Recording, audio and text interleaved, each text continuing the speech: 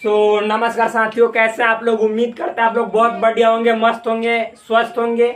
और फ्रेंड्स, हम उम्मीद करते हैं कि जो यहाँ पे आपके क्लास 10th का जो संस्कृत है, जो बिहार बोर्ड 2024 के लिए आप एग्जाम देने जा रहे हैं, उसमें संस्कृत का एक अहम योगदान होता है, जो कि अपने आप में 100 मार्क्स यानी 100 नंबर कंटेन करता है, यानी 100 नंबर शामिल करता है। और यदि आप चाहते हैं कि आपका 100 में से 90 प्लस मार्क्स आवे, तो इसके लिए कुछ एक्स्ट्रा करने की जरूरत नहीं है। सिंपल सी बात है, आप यहाँ पे जो भी चीज बतलाया जा रहा है उसके अकॉर्डिंग आप अपना काम कीजिए।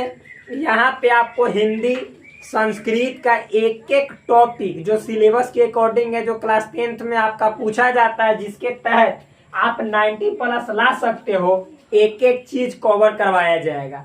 और फ्रेंड्स, एक बात जरूर याद रखिएगा, हम जो है यहाँ पे 10वां पार्ट है, यानी 10वां पार्ट तक पहुंच गए हैं। इसका मतलब है कि इससे पहले जितने जो पार्ट है ऑलरेडी क्लियर हो चुके हैं।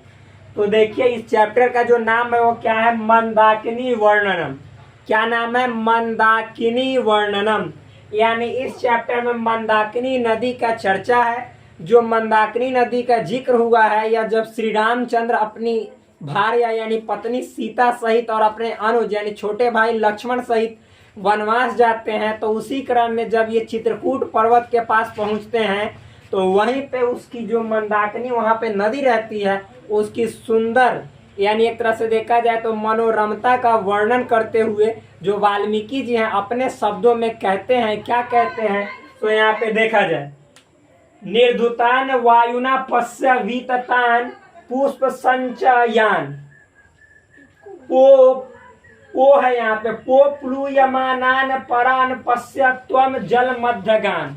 फिर से एक बार पढ़ते हैं, निर्धुतान वायुना पश्य वीततान पुष्प संचयान पो प्लूयमानान परान पश्य त्वम जल मध्यगान। इस तरह से यह श्लोक है। इन श्लोक का क्या अर्थ हुआ, इसको हम लोग एक्सप्लेन करेंगे, यानी विस्तार से समझने का प्रयास करेंगे और देखते हैं। देखिए क्या लिखा हुआ अर्थ, हे क्षीण कटी वाली सीते। मतलब यहाँ पे जो श्री रामचंद्र है, अपनी जो पत्नी भार्या हैं सीता जी, उनको एक तरह से संबोधित करते हुए कहते हैं। क्या संबोधन में कहते हैं, हे क्षीण कटी वाली सीते। क्षीण कटी एक तरह से बोला जाए तो कटी वस्त्र होता है, यानी एक तरह से क्षीण मलिन कपड़ा पहना हुआ है। तो जो सीता जी है यहाँ पे चूंकि जाते हैं, तो वो तो मतलब भगवा कलर का जो ड्रेस रहता है, जो कि मतलब योगी वेश वाला ड्रेस रहता है, वो धारण की हुई सभी कोई रहती हैं, तो उन ड्रेस में वो रहती हैं। तो श्री रामचंद्र एक तरह से देखिए उनको संबोधित करते हुए, क्योंकि तपस्वी वाला एक तरह से ड्रेस है, वो कहते हैं कि हे सीते देखो, मतलब उनको दिखला रहे हैं। क्या दिखला रहे हैं, वायु द्वारा उड़ाए गए फूल की गंध फैलती हुई दूसरी ओर तैरती हुई मंदाकिनी नदी के मध्य में विराजमान हो गई है। मतलब वो बोल रहे हैं श्री रामचंद्र सीता से कि हे सीते, यहाँ पे तुम देखो कि जो यहाँ के जो मतलब नदी के किनारे जो फूल हैं, फिर जो कमल के फूल उसमें खिले हुए हैं नदी में, उस फूल की सुगंध हवा के द्वारा चारों दिशाओं में, यानी इधर उधर नदी के मध्य भाग से लेकर चारों तरफ फैला दिए गए। यानी उस फूल की जो सुगंध है वह चारों दिशाओं में क्या हो चुकी है, हवा के द्वारा फैल चुकी है। आगे देखिए, तात्पर्य यह, मतलब इसके कहने का मतलब यह है कि वायु के झोंके से फूलों की सुगंध सर्वत्र छा गई है। यानी हवा के झोंका से जो फूल का जो सुगंध होता है वह चारों दिशाओं में क्या हो चुका है, तो फैल गया, यानी छा गया है। और नदी में तैरते हुए कमलों पर भंवरे गुंजार कर रहे हैं। और जो नदी में मतलब फूल हैं, कमल के फूल हैं, तो उन पे उनके ऊपर जो भौरे हैं वो अपना एक तरह से गुंज कर रहे हैं, यानी गुंज रहे हैं, अपना एक तरह से देखा जाए तो क्रीड़ा कर रहे हैं। यानी जो भी मतलब भौरा का क्रीड़ा मतलब खेल होता है, जो उसके फूलों की जो एक तरह से देखा जाए तो अमृत रस होती है, उसको चूसता है, तो वो काम कर रही है, फिर मतलब गुंजन कर रही है, यानी खेल रही है। आगे देखिए, लगता है इन फूलों की सुगंध पाकर मंदाकिनी नदी का जल सुगंधित हो गया। यानी जो यहाँ पे श्री रामचंद्र बोल रहे हैं कि लगता है ऐसा कि जो नदी में जितने जो फूल हैं और इसके किनारे किनारे जितने जो फूल हैं, उन फूलों की खुशबू से इस जो नदी है, ये जो नदी है, इसका सुगंध, सुगंध कहने का मतलब यहाँ पे नदी का सुगंध मतलब नदी की सुंदरता और अच्छा हो गया, यानी सौंदर्यता और बढ़ गया है। आता हे सीते, मतलब इसीलिए कहा जा रहा है कि हे सीते मंदाकिनी क्षेत्र के इस मनोरम दृश्य को देखो। मतलब बोल रहे हैं कि हे सीते, जो मंदाकिनी नदी है उसके इस मनोरम यानी मन को हरने वाला ऐसी जो चित्र है, विचित्र नहीं चित्र है, जो दृश्य है, नजारा है, इसको देखो जो चित्त को अनुपम आनंद प्रदान कर रहा है। ये मतलब ये जो जितने जो नजारा है, जो नदी में फूल हैं, इसकी जो गंध है हवाओं के द्वारा चारों तरफ बिखेरी जा रही है, जिससे मतलब इस पूरे नदी क्षेत्र में ऐसा लग रहा है मानो एक सुगंध प्रवाहित हो रही है।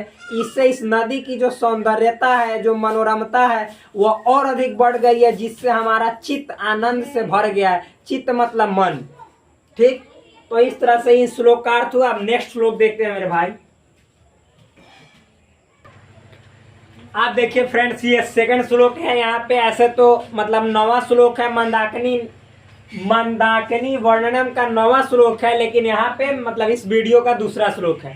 तो क्या है, सबसे पहले इसको पढ़ते हैं सिंपल वे में, इजी वे में पढ़ते हैं ताकि आप लोग को दिखाई दे। देखिए, तांस चाति वल्गु वचसो रथांगा वयना द्विजा अधिरोहंती कल्याणी निसकूजंता शुभा गिरा। तेजी में पढ़ते हैं थोड़ा। तांस चाति वल्गु वचसो रथा रथांगा वयना द्विजा अधिरोहंती कल्याणी निसकुंजता शुभा गिरा। ये आपका है। अब इसका अर्थ क्या हुआ, इसको जानने का हम प्रयास करते हैं। तो देखिए, इसमें जो श्री राम है वो अपनी सीता जो भार्या है, उनकी पत्नी है, उनको एक हे कल्याणी यानी कल्याण करने वाले इस नाम से संबोधित करते हुए कहते हैं, क्या कहते हैं, मंदाकिनी के भव्य दृश्य का अवलोकन करो। मतलब अपनी पत्नी सीता से कह रहे हैं कि तुम इस मंदाकिनी नदी की जो भव्य दृश्य है, भव्य दृश्य कहने का मतलब एक तरह से ऐसा अजूबा आश्चर्यचकित करने वाला दृश्य है जो मन को एक तरह से हर भी रहा है और साथ ही साथ सुंदर मतलब चित्त को आनंद पूर्वक भी बना रहा है और साथ ही साथ देखने में अच्छा लग रहा है, विचित्र लग रहा है, गजब है, कैसा है। तो यहाँ पे वही बोल रहे हैं, जहाँ चकवे एवं पक्षियों की मीठी बोली से वातावरण गुंजायमान है। मतलब उस नदी के आसपास जो पेड़ पौधे हैं, जो फूलों के वृक्ष हैं, पेड़ हैं, उन फूलों के पेड़ों पे, उन वृक्षों पे जो चिड़िया हैं, चकवे हैं, वे सभी क्या कर रहे हैं, गुंजन कर रहे हैं, यानी अपनी मीठी मीठी आवाज से गीत गा रहे हैं, एक तरह से चहचहा रहे हैं। अर्थात पेड़ पौधों पर बैठे पक्षीगण अपनी मधुर आवाज से मंदाकिनी की गाथा का गान गा रहे हो। मतलब बोला जा रहा है कि अब जो पक्षीगण हैं वह पेड़ पौधों पर, उनकी पत्तियों पर, वृक्षों पर बैठकर अपनी मीठी मीठी जो मधुर आवाज है उनसे इस मंदाकिनी नदी का एक तरह से यहाँ पे कहा जा रहा है कि गाथा गा रहे हैं, यानी इसकी सुंदरता को अपनी आवाज के जरिए बयां कर रहे हैं, बता रहे हैं कि यहाँ पे कितना स्वच्छ वातावरण एवं सुंदर मनोरम एक तरह से देखा जाए तो नजारा है, जिससे उनको परम शांति की प्राप्ति हो रही है पक्षी को, जिसके कारण वे गूंज रहे हैं, यानी चंचल, अपना चंचल अवस्था में है, चहल पहल कर रहे हैं और अपनी आवाज मीठी मीठी बातों से सभी कोई को रिझा रहे हैं और खुद भी रिझ रहे हैं। देखिए, अथवा यहाँ की शांति एवं सुंदरता पर खुशी का इजहार कर रहे। वही मतलब वहाँ पे इतनी ना शांति है, सुंदरता है कि वो पक्षी जो है ये दिखा रहे हैं अपनी आवाज से कि हाँ, यहाँ पे इसका जो मंदाकिनी नदी का वातावरण है, दृश्य है, बहुत ही एक तरह से देखा जाए तो रमणीय है, सुंदर है और अच्छा है। आगे देखिए क्या कहा जा रहा है, हे सीते। कौन कहते हैं हे सीते? तो ये जो बात बोलते हैं ये श्री राम बोलते हैं। नदी के दोनों ओर भव्य वातावरण से, मतलब इस नदी के दोनों ओर कहने का मतलब एक किनारा से लेकर दूसरा किनारा, दोनों किनारा भव्य वातावरण से मन मुग्ध हो रहा है। यानी ऐसा यहाँ का वातावरण है, एनवायरनमेंट है, जिससे मन जो है एक तरह से लग रहा है कि मन को आकर्षित कर रहा है, खींच रहा है, यानी मन को रिझा रहा है। कौन? तो मंदाकिनी नदी का जो दृश्य है, जो मंदाकिनी नदी की सुंदरता है, वो हम सभी के मन को अपनी ओर आकर्षित कर रही है। आगे देखिए, श्री राम इस प्रसंग के माध्यम से सीता को यह बताना चाहते हैं, मतलब श्री राम इस जो प्रसंग है, ये जो प्रसंग है, इसके माध्यम से ये बतलाने का प्रयास कर रहे हैं, क्या कहने का प्रयास कर रहे हैं कि राज सुख, मतलब जो राजमहल में जो सुख की प्राप्ति होती है, राज सुख में भी वह आनंद नहीं मिलता। मतलब जो राजमहल का सुख होता है उसमें भी उतना आनंद नहीं मिलता जो आनंद मंदाकिनी नदी के तट पर मिल रहा है। यानी अपनी पत्नी सीता से कह रहे हैं, भार्या सीता से, कि जो सुख राजमहल में भी नहीं मिलता है, राजमहल की जो कमल, एक तरह से बोला जाए कमल आसन होता है, उस पर भी नहीं मिलता है, उससे कई गुना ज्यादा सुख शांति की प्राप्ति हमें इस मंदाकिनी नदी के तटों पर हो रहा है। जो ऋषियों की एक तरह से देखा जाए तो तपस्या है, ऋषियों द्वारा जो सूर्य को अर्घ्य दिया जा रहा है, फिर यहाँ चारों तरफ पेड़ पौधे फूल हैं, उनकी सुगंध चारों दिशाओं में फैल रही है। यहाँ के जो हिरण है, हरिण है, वो एक तरह से देखा जाए